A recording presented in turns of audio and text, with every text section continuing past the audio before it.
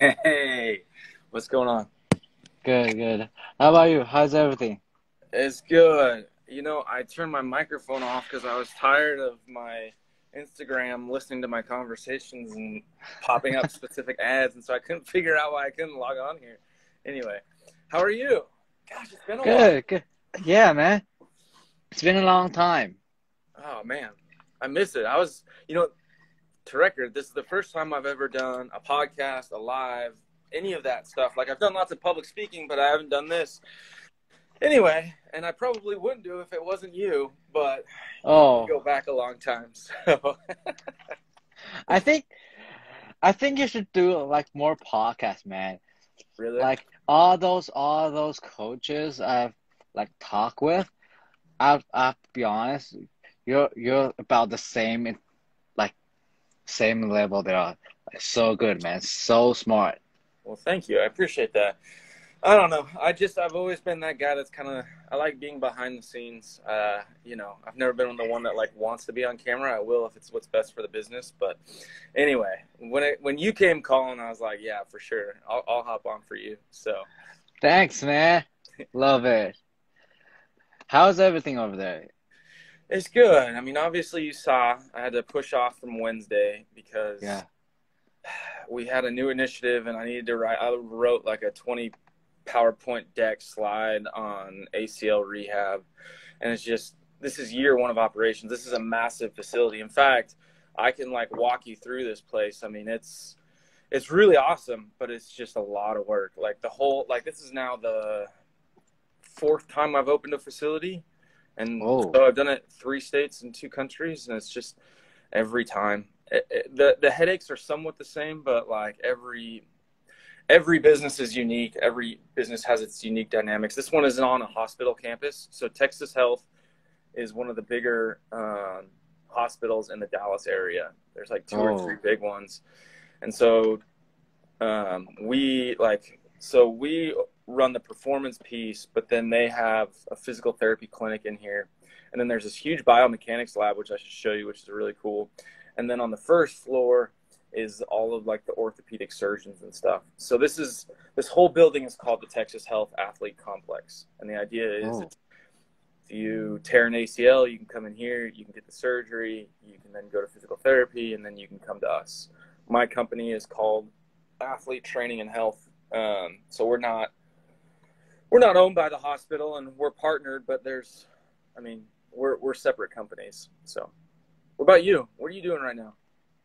I'm doing my own education right now, and this year there's like 2 professional basketball team wants me to be their strength coaches, That's awesome.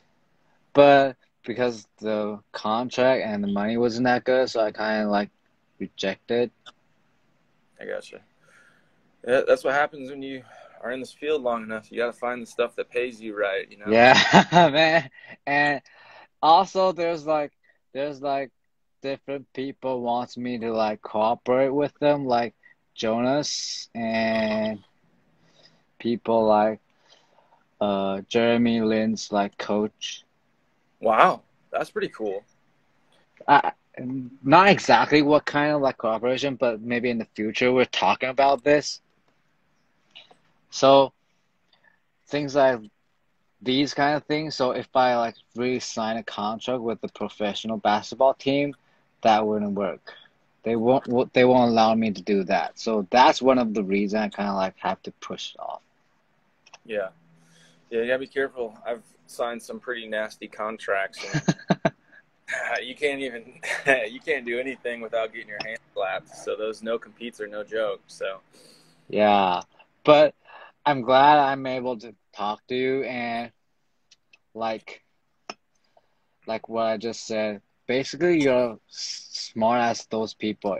Probably even smarter. well, thank No, you. I Appreciate mean that, it, man. man. I mean it, man. So I have to be honest.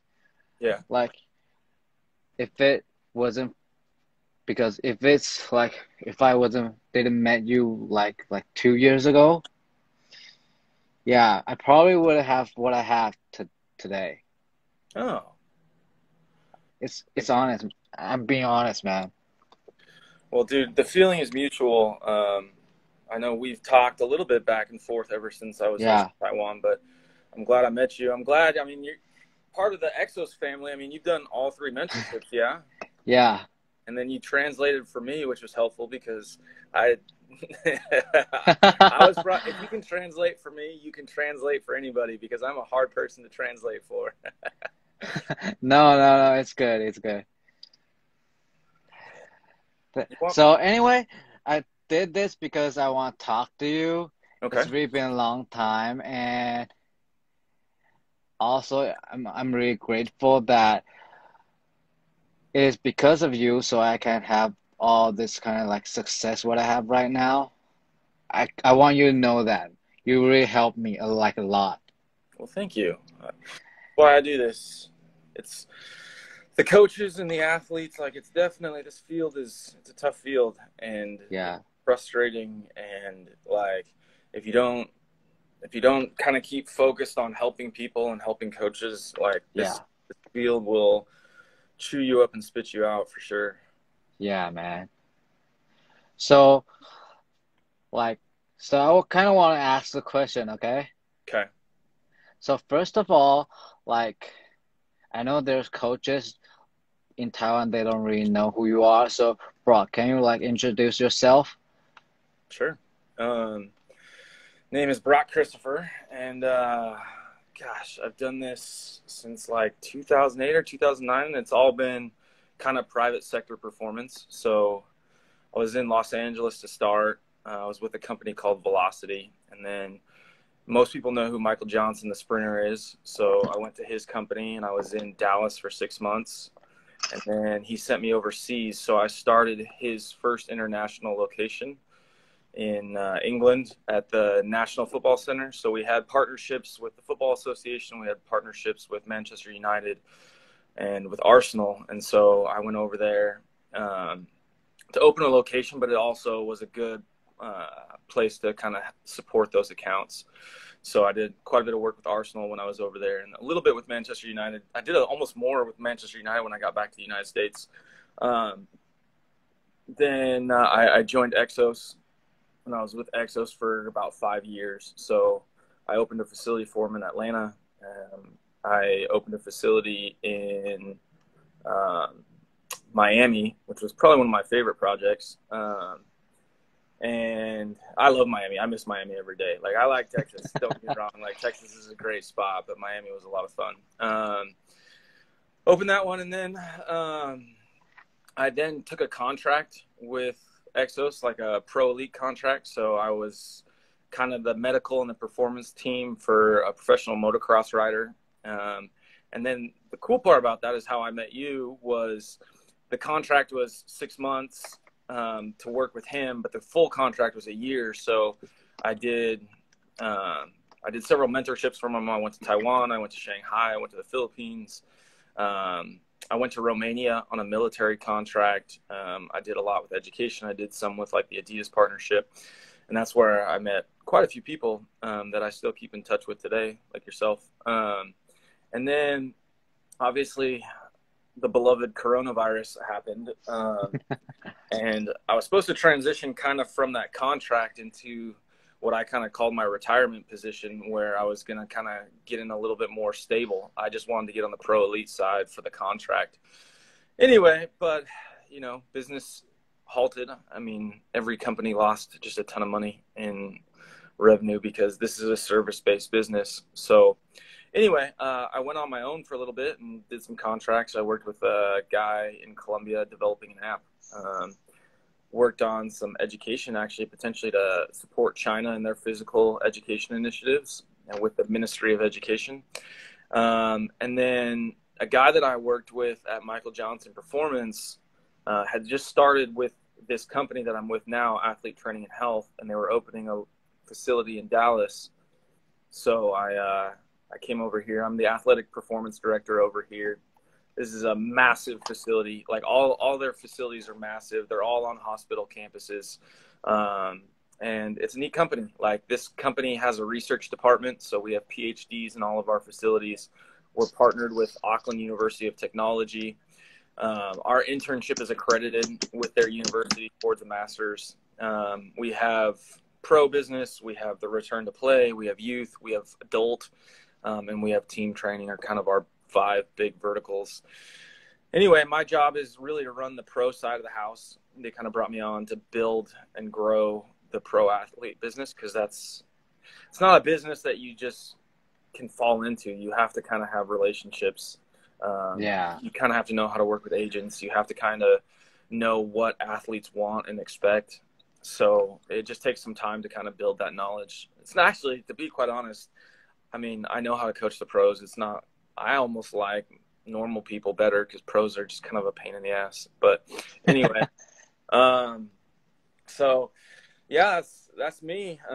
13 years in this industry, and all in the private sector. So yeah. Pretty cool, man. Pretty cool. What a journey. Yeah, I tell people, like, been able to go all around the world. Like, I've talked in like 7 different countries, and you know, there's some really neat experiences I wouldn't trade for anything. But you know, it's a lot of hours. I mean, when we opened this facility, I mean, it was like 15 hours a day. Like, and even when you weren't at the facility, I told people my phone sounded like a Vegas slot machine. It's just ding, ding, ding, ding, ding, ding, ding all day long. And, you know, the lights break, the toilet needs unclogging, you have a coach that leaves, and now all of a sudden, you know, you got to be the guy that steps up. So, yeah. Hard life, man. Hard. Yeah. 38 years old, not married yet, but I got my dog, and I think this business is getting a little bit more stable. So anyway, cool. Really rewarding. So if anybody's on here and wants to become a coach, it's an awesome field, but you got to be ready to roll up your sleeves and work hard. Yeah. That is, you won't last long if you're just wanting to collect a paycheck, for sure. Yeah, that's true. Yeah. Thanks, man. Yeah. So I'm going to jump into the first question. The first one is, we talk a lot about like acceleration and top speed and change of direction, but we don't really talk about like deceleration. Yeah. So like, I want to like, can you like explain to us, like, let's say if it's like athletes like running back or like wide receiver, how do they train deceleration? Yeah.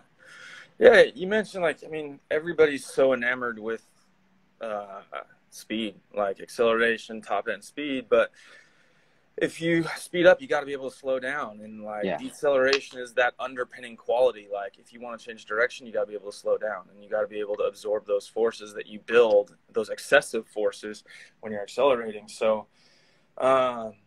you know, deceleration is a little tricky though, because where does it fall? Like, does it fall on a linear day? Does it fall on a change of direction day? Like, where does deceleration fall? That's the tough one, right? Like, so, you know, I think it kind of sneaks into a lot of different places. Like, obviously when you're accelerating, there is an element of decelerating. Usually, like, I usually break down my change of direction days as like, okay, you've got sagittal movement. So you've got your linear days, and then you've got frontal movement, and then you've got kind of your transverse plane movement with like your crossover cut. So usually it falls on the day where I do the frontal plane stuff. So if I'm doing like a shuffle cut, or what I call a power cut, you know, a lot of times it falls on that, because it's like, shuffle cut is like one of those base level things that you have to learn. And so deceleration actually precedes that. So usually guys come in and we kind of divide the day into the 4. We have 2 linear and 2 change of direction. And usually deceleration is one of those things that you kind of start hammering right with shuffle cut at the very beginning. So, and then you start like basically on the linear days, you start lower speeds, and then like get them to, I mean, people have to be able to get into triple flexion. So they got to be able to have flexion of the ankles, knees, and hips. And that's not, I mean, so they have to have a pretty good injury history, and they've got to be able to absorb a lot of force. And that's not something that a lot of people can do. Like, you see some pretty sloppy acceleration or deceleration. So you build it at different speeds initially, and then, just as important as deceleration is reacceleration, because when you slow down, then you've got to add some kind of propulsive force in some kind of direction. So it looks a little bit different for every athlete, but yeah. That's kind of like the high level picture of, at least I think I would say most people in the private sector approach deceleration. Everybody kind of groups it a little different. Some people will put it strictly with linear because it's kind of, at least, you can put it out a curvilinear, but like for the most part, most people will stick it with linear, or they'll stick it on kind of that first base progression of change of direction. Yeah. So how about the strength quality for like deceleration? How do you train the strength quality of deceleration? I was actually looking at your Instagram, and you had a pretty interesting, like, you had guys with bands. Oh, they were stepping into it, and basically the band overloaded the movement. Yeah. And I thought that was pretty clever. Obviously, like, it's interesting. So, a while back, and this is not name dropping, I did the rehab for Paul Pogba, and he was supposed to be there for like 2 months, and he was only here for like 3 weeks, and we built him up. So obviously there was an injury that we had to overcome, but then we built up acceleration, and like he got back, and the guy that ran Manchester United strength and conditioning at the time, his name was Gary Walker.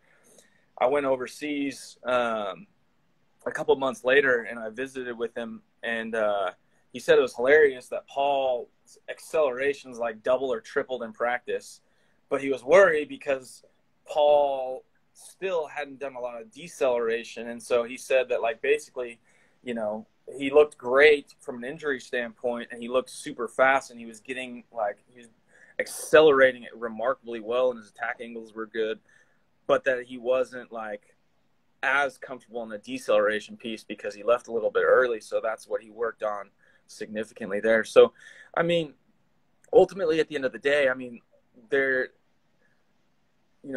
strength quality, I tend to look at like a strength, speed, strength, like, kind of max force, or high end velocity, kind of like anything that falls on the force velocity curve. Eccentric absorption, like you're about 30% stronger in the lengthening phase than you are the concentric phase. So, you can tolerate a lot more forces. And so as far as training it, you can do like, kind of the negatives where, you have spotters and you can add in extra weight. I think it was Mike Boyle talked about the reason that he loves the catch of cleans. Like, so a hang clean or a power clean is because you have those excessive forces that you've got to be able to control. So, just kind of like you were doing with the band drill, like basically just learning from a body weight standpoint, from just a static standing position, just kind of diving one leg forward into kind of that decel position. But as far as like strength quality, I don't know exactly what you would say, but like I do know that like you got to be able to get into deep triple flexion. You've got to be able to like control forces and be able to put forces back into the ground in a lot of different directions. So how about, you mentioned like eccentric training, like how would you like train eccentric like strength?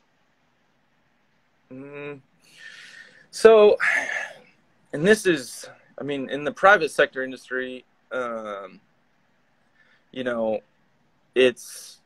it's a little different because you usually get like 2 weeks, 4 weeks with a guy and then they leave. It's a little bit different than like the team setting because, I usually don't get that much time with guys. And so my strength stuff doesn't get to be very fun. It's a lot of the same stuff over and over and over again. So like usually when you're like, you think about it from a traditional periodization like scheme, like you kind of do your GPP phase or your kind of like hypertrophy 1 right out of the gate, and you build kind of that base level of strength, and then you go into like a max strength phase. And I think that's kind of where you can start to kind of put some of the eccentric stuff is the tendons and the joints and have to be able to like handle those forces. You have to have a little bit of a training age in order to do eccentric training. So, you know, especially when you overload it pretty significantly. So you can put it in the strength side. Usually, like, you know, one cool thing when I was with Exos, they had their NFL offseason program from like 2017. Instead of doing your traditional 4-week blocks, they did 2-week blocks.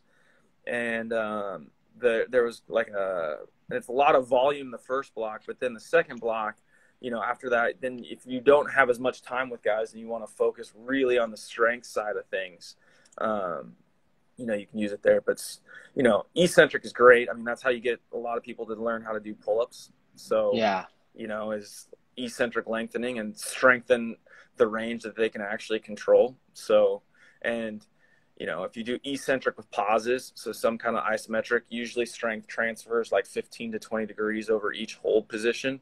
So it's a great tool. I'm not sure if I ever like explicitly just do eccentric training. I mean, it's kind of a piece of usually some kind of like a max strength block, but it just kind of depends. Cool, man. Cool. I'm gonna jump into the next one for Sure. like movement and speed versus strength. Okay. If it's like in season, let's say for American football, NFL, okay?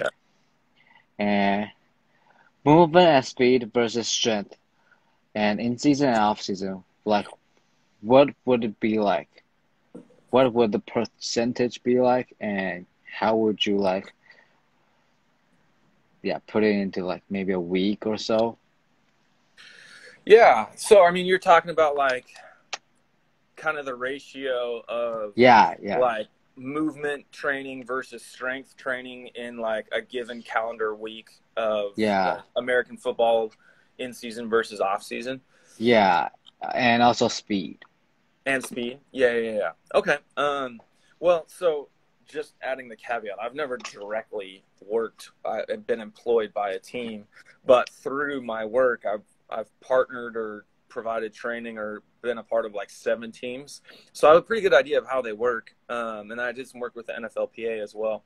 And so, obviously I'll start with every team is a little bit different on how they do it. And a lot of it kind of also stems from the coach and how he views strength and conditioning and how he views the movement stuff. But I think, you know, you see a lot of similarities across teams. So like obviously off season is where you get really aggressive. So let's take American football, for example. Like you've got January where there's like the playoff time, and then you have Super Bowl usually like early February, and then they're off season, and then they start what they call organized team activities in like late April, early May, and then they have 3 organized team activity like periods, and then really there's a mini camp at the end of OTA 3, which is the only time that they all have to get to, like the veterans have to come. Most of them come for OTA 3s, but anyway, and then that's usually mid-June, and then they basically from mid-June to like the 3rd week in July is when like all of the NFL guys typically come into the facilities. The guys that are really value it will come in earlier, and a lot of them will be in there in like March and April to get a little bit of work in. But like you see the most volume of NFL players in from like that mid-June to that late July period.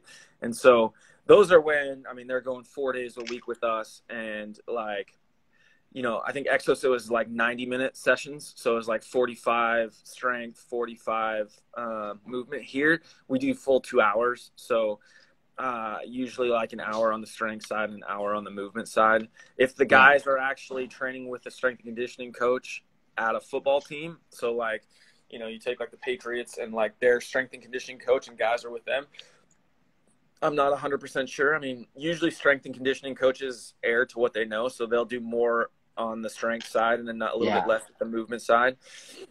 But then in season is where it gets really interesting, is because, you know, we've learned that there's like, you have to have a certain stimulus to keep qualities, right? Yeah. So like we usually you see at least 2 strength days in a given week. So you kind of have like your big heavy strength, which is like a day or 2 after the game. And then you have like usually like maybe an upper body or some kind of other one like 2 days afterward. And then movement kind of usually goes somewhere around the strength. So I don't think, like in the private sector, we look at it as just like movement, and we teach a lot of different things. There, like movement can kind of be conditioning, movement can be sprints or gassers, or, you know, so I don't think there's a high level of teaching movement during the season. If the guys want that, that usually happens like in the off season. If you go to like an Exos or an MJP or, you know, this athlete training and health. So we're in the same neighborhood as Exos and MJP. So my goal is to put both of them out of business. Good, man. Good. How about like speed? Speed? Like like for in season, do you like, if it's like do you like train speed in season or like no? Well, it depends on what you mean by train speed. Like, hopefully at that point, like most of the mechanical stuff has been taught, so that like, I mean, that's why Olympians are working speed, you know, 12 years into their career. But hopefully, you know, you've cleaned up the mechanics enough where you're just focusing more on the stimulus at that point. So like you're trying to give them just enough max velocity in order so that they don't get slower. Because like you see a lot of times in season, if you don't do it right, guys lose weight, guys definitely drop in strength, and guys get probably a little bit slower, especially as injuries start to take their toll. So, you know, as opposed to having like a direct speed day, like, you know, whether it be kind of in the warm up or whether it be like just for a short amount of time, like, you know, there's certain amounts of speed that I'm trying to get in a week for sure. Like you definitely, you know, sometimes it's in like the end of a warm up where you just get in a decent amount of max V work. And then sometimes, you know, you'll have a little bit of time. But again, I don't work directly in the team setting. So, and you've had some really good guests on here, so I'm sure some people have shared some stuff better than I have as far as what it looks like in the team setting. But no, it's like your thoughts is like so good. And there's a coach called Boo Schexnayder. Yeah, he's the LSU track coach. Yeah, basically he said the same thing you just said. Yeah, he's a smart guy. Yeah, but not on my podcast. It's on Joel Smith, Just Fly. Basically, basically he just said the same thing, man. Well, he's a track and field coach. I mean, I know a lot of people. I don't know a ton about his work. So here, like, our chief performance officer, Mihal, is really good friends with Ken Clark. And so do quite a bit with Ken Clark, but I know Boo is like a guy that everybody references. So I've heard he's super smart. Yeah. So your information and your knowledge was just about the same. It's good, man. Thank you. So how about that was like American football. How about basketball? Like an NBA. How about basketball? Would you like put max velocity for in season, or how would you program for in season training? Not not for like the strength coaches who work in the NBA. I kind of want what you think. Yeah. The way you thought. Yeah. NBA is a weird one. Like, you know, there's a couple sports that are outliers, and like basketball is like that outlier sport. I look basketball and like any kind of like combat, like MMA or boxing, like it's really interesting how you train those. I have a bobsledder right now that I'm working with, and training her has been really fun because it's almost like training a little bit like an NFL person, because she's got to be big and strong to push a 400 400-pound sled down the ice. But she also has to be fast, you know? So with NBA guys, like most of those guys don't like to train that much. Basketball players, if they could have their way, would just play basketball all day long. But, you know, there's research out now that talks about how, like, if you raise the ceiling, if max V goes up, everything underneath it goes up. So, like, for instance, the bobsledder that I worked with, her 30-yard fly, they do a combine, went up. And so I at least know that acceleration quality should have gotten a little, or not directly, but like if you're working in tandem, like that ability to accelerate has gotten there. So I absolutely think that you should work top end speed with NBA guys.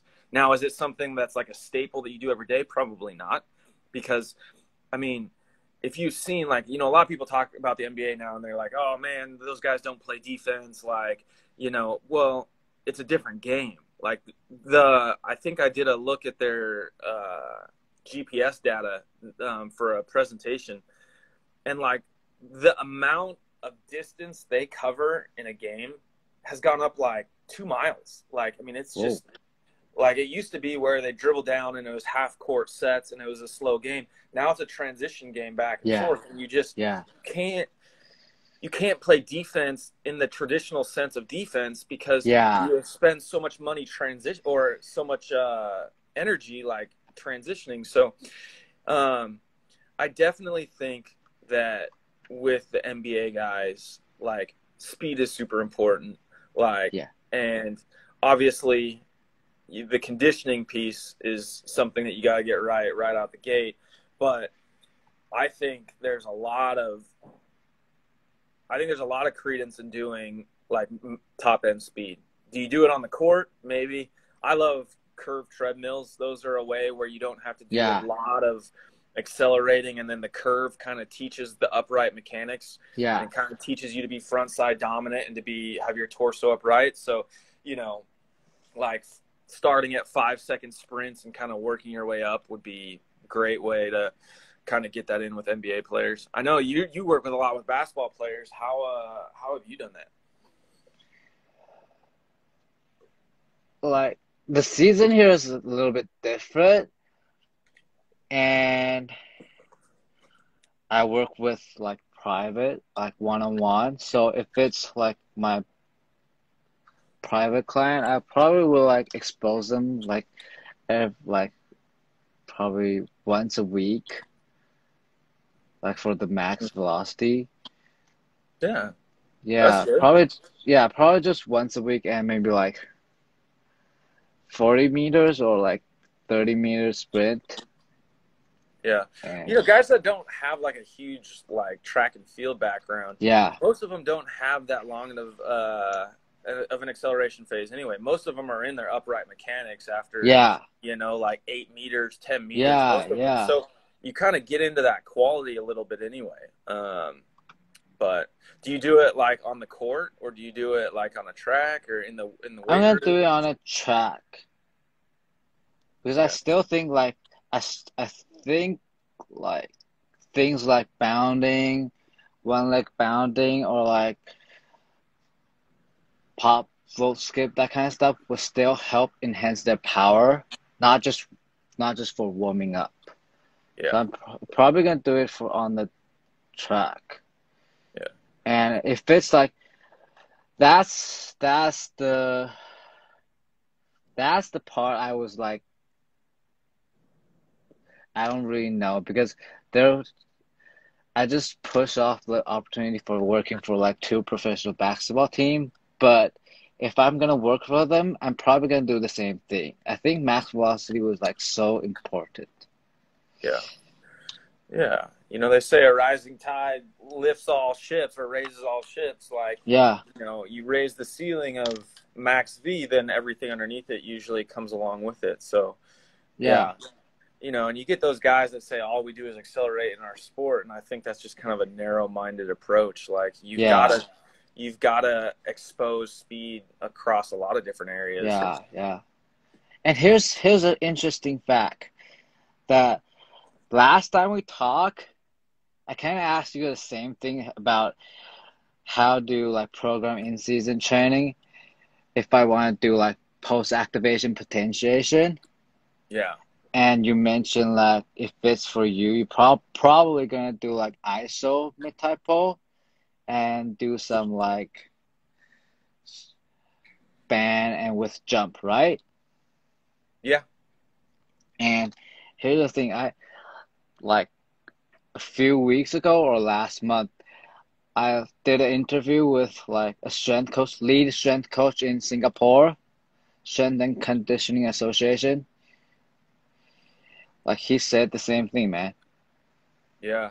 Well, you know, PAP is like one of those things that's super fascinating, but like we always learn something new about it. Like you get a PAP effect if you do the end part of your warm up right. Like you've got French. So like our bobsledder right now, so she just went and did a combine and she's back for 3 weeks. And then she actually is going to China. You should see if you can meet up with her. She's awesome. Anyway, like we're doing like a French contrast phase, which, you know, French contrast, you know, it's a lot about PAP, you know? Yeah. And then, you know, we have something called a strain gauge here, which is like kind of like it's like a mid thigh pull where it measures, you know, peak force and rate of force development. And, you know, there's PAP. PAP is interesting. You can do contrast sets. You can do like, you can do the weight room first, and a lot of time you get a PAP effect on the movement stuff. So, yeah, it's fascinating. Like people talk about PAP, and it's almost like you have to start to kind of like have discussions qualifying like what type of PAP are you talking about? Like, are you talking about PAP that happens at the end of a warm up? Because really, that's what you're hoping to get is a potentiation effect, you know, as you kind of start doing bounds and skips and all that kind of stuff. So, anyway, it's interesting. I know that you love PAP. You sent me a great article on PAP. So, thanks, man. So, last question, okay? Shoot. Last time when you were in Taiwan and we talked about this, what do you think is the future for like performance enhancement? Is it like velocity-based training, or is it like movement, or is it like maybe like training speed, or like I know you mentioned like brain, right? Yeah. I mean, there's a lot of, so you're starting to see like a trend happening in the United States. And I think a lot of it comes from Europe is like the days of just being a strength and conditioning coach are gone. Like that's just not, that's not the thing. I mean, sports science is taking over everywhere. Like instead of just being a strength and conditioning coach, a lot of guys now that are running departments, like you look at Alabama, they had a guy that, you know, named Scott Cochran that was there for like 10 plus years. And then now he left, and now they have a hospital kind of joined with it. They have a PhD. They have like a lot of research flowing out of it. So I think you're going to see a shift where there is much better, there's higher education. It's not just you retire from the NFL and now all of a sudden you get a strength and conditioning job. But as far as like what we're going to focus on, like obviously data and being able to go through data is going to be big. Like how the brain is going to be an area that we continue studying. I think the feet is another really interesting one, is like kind of how the foot interacts with the ground. Like we so focus on so much, and it's funny, it's the foot is the first thing that really has, you know, relationship with the ground, and you know how that plays out is something that you're seeing more and more, you know, in footwear and how that's evolved. So I think you're going to see a lot in feet, and obviously the brain will continue, like recovery when it comes to technology. Like Hyperice is a partner of ours, and they're putting out all sorts of new stuff, like because obviously mental health is now a huge thing. So I like it, but I also think that like as we continue developing more, like we get more people that talk about it and more people that have a general understanding, and not enough people that have actually like done it. Like, you know, you get people that like love velocity-based training, but they don't know how to do it. Like when I was in England, like everybody was wanting to do GPS, and they bought GPS units. They spent like $75,000 on all these GPS units, but then they didn't know how to collect the data. And I think that's where we're getting is like, you know, being able to still take all of these great things and add them into the basics. And I think, you know, this is a very, I feel like, unbiased opinion about Exos. Like, you know, Exos' system is probably the greatest system like in the world. It's probably been adapted in more settings, and more people have kind of probably taken pieces of the Exos system. And like, they are very much about the training product. Like, if it doesn't change the training, you know, it doesn't change what they do. But I think that was also like a frustrating thing as I was like leaving, is the fact that like, you have to have all this other stuff. You can't be competitive in the marketplace if you don't. Like, you have to be able to have a little bit of an understanding of the technology, whether it be DBT or force plates or GPS or some of this recovery technology or brain stimulation stuff. Like, you have to have a working knowledge of that now. Like, and you can't just put it aside because pro teams want, like, you look at the NBA teams have GPS built into the rafters, and they analyze, like, you know, they don't have necessarily like a soccer team where they're all, you know, have like the shoulder harnesses and stuff, but it's like, it's built into what they do. Like, people want to have some kind of workload monitoring.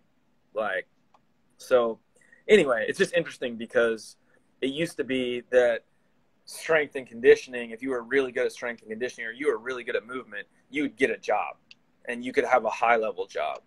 Now there's so many people in this space that you kind of, I think that's why education is becoming so important, and why, like, you know, I'll probably go back and get a master's, probably not a PhD, but like, you know, it's because people have to know that you can like critically think, and that you know how to involve all these different things together to put together your program. So well, what do you think? I mean, kind of like the same that you think. I mean, but like force plate, like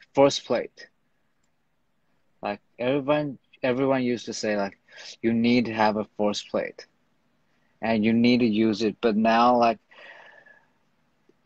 you can't really use that to like predict your training model, because it's only vertical, and injury happens with like different directions.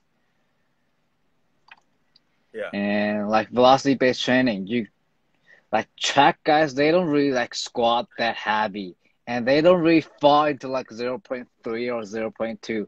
Their 1 hour improve probably be like 0.45.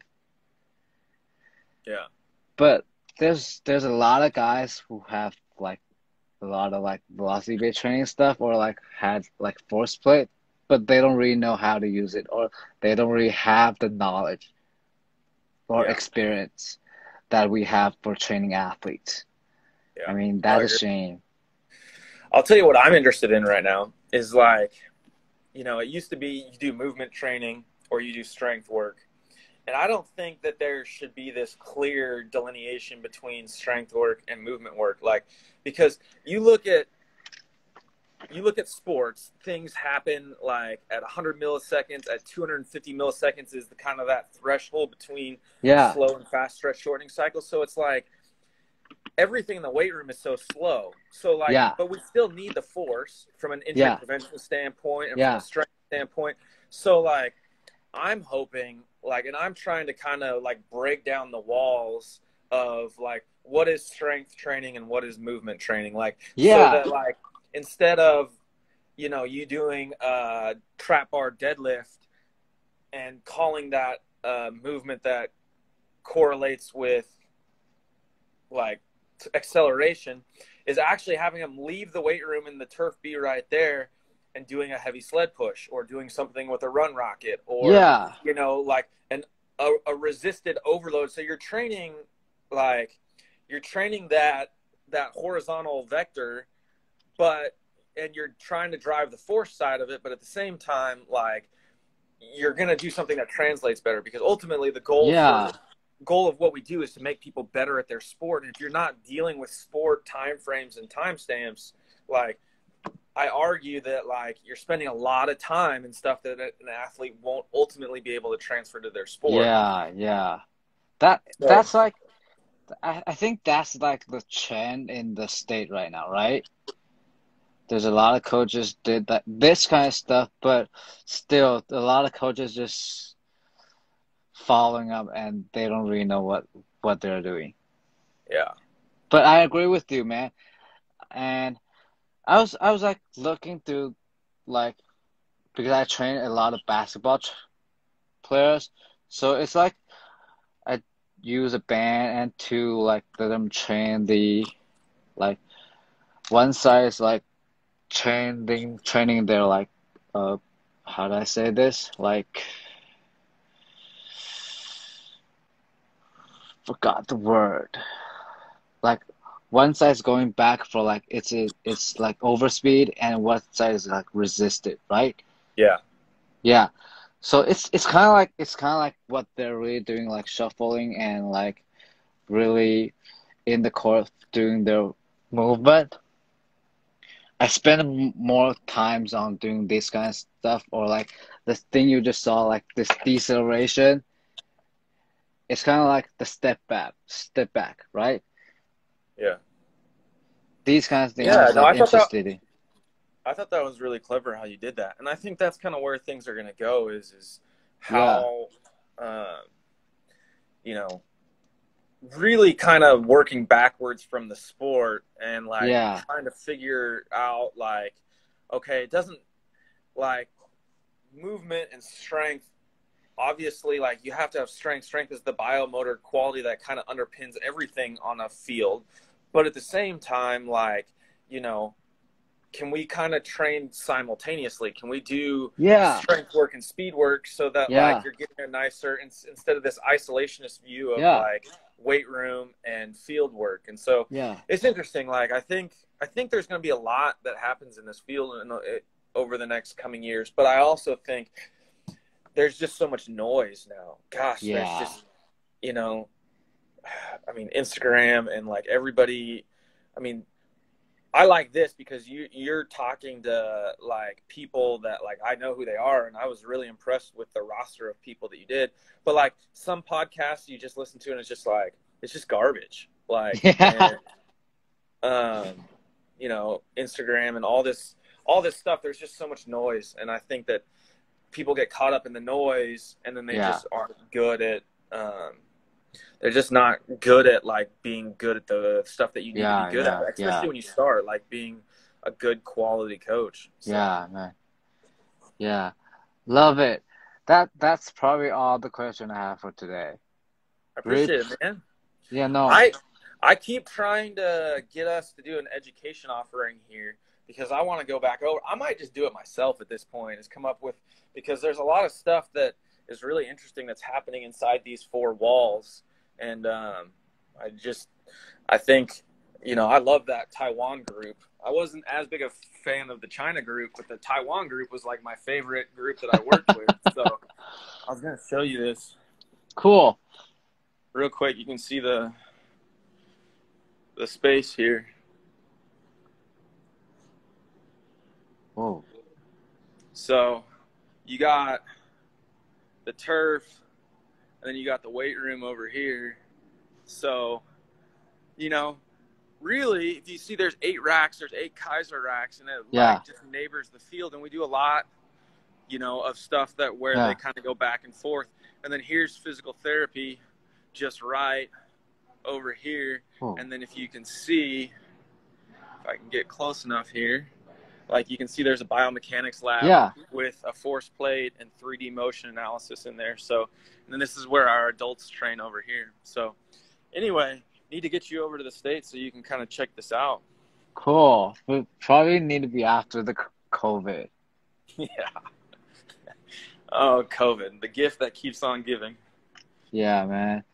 Also, like, I'm trying to do the thing like education, and probably gonna still want to invite you back to Taiwan, man. I'd love to. Absolutely.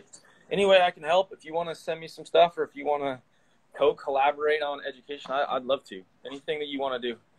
Thanks, man. I think we should talk more. Yeah, But like privately, man, privately. I think we should talk more. It's really been a long time. Yeah. Shout out to all the people on here, Anne and Slocum and Ashley and all the people that kind of gave a shout out during this. I don't know how to work the technology, but a lot of friends popped on here while we were talking, so I just wanted to give them all a shout. So my little sister was on here, so cool. Anyway, appreciate you guys for tuning in. Eric's the guy. If you want performance information, Eric's the guy to go to. Everybody should follow Performance Guy Eric. So thanks, man. Thanks, brother. Yeah. All right. Okay. Get some sleep now. It's getting late there. Good. You get some sleep too, okay? Take care. And after the COVID, this is a tired face. Yeah, after the COVID, I'm gonna visit you. Absolutely, man. All right, appreciate you. See you, man. All right, see ya.